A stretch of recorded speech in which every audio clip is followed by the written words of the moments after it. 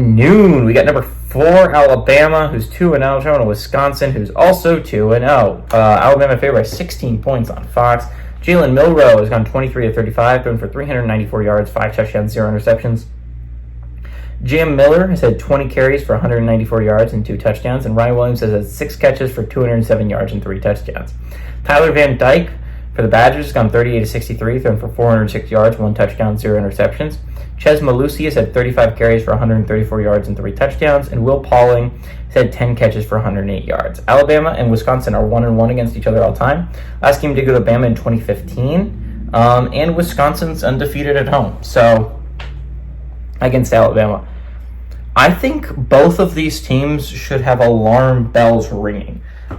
There's some real concern. And while I was talking about holes in the last video with Arizona and Kansas State, both these teams should have serious alarm bells ringing in their head.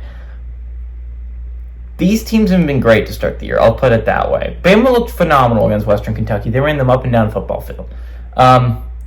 And then the USF game happened. And while I'll admit, USF has a solid squad together this year, but it was at home. And it wasn't like USF's offense was putting up numbers, right? That would have been concerning, but for a different reason. Not being able to move the ball against USF's defense until late in the fourth quarter is bad. That's not a number 4 team in the nation good. And then you have Georgia coming up in 2 weeks. Alarm bells should be ringing for Alabama fans. They're still undefeated, so you won the USF game. You're still ranked number 4 in the nation, so you have that going for you. But their alarm bells should be ringing. But I was talking about alarm bells. Wisconsin got everything they could handle from Western Michigan 2 weeks ago. Right, that game was way closer than that final score indicated. If Western Michigan doesn't muff a punt return, they might win that football game. And then last week against South Dakota, it didn't look a whole lot better. And so what you're left wondering here is, which team's going to win? I mean, like, both these teams have serious alarm bells. And maybe Alabama was just looking ahead. Maybe they're looking ahead to the Wisconsin game. They were like, okay, we could probably win USF without too much worry. But, I mean, anyone who saw last year knew that wasn't true because USF gave them everything they could handle last year.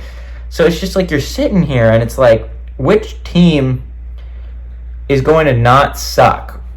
Which team is finally going to step up their game to a level that we expect out of teams at that caliber? Because Alabama, again, should be competing at a national championship level. Wisconsin was a dark horse to make the playoffs this year, and they haven't looked the part at all. Again, only 1 touchdown pass for Tyler Van Dyke.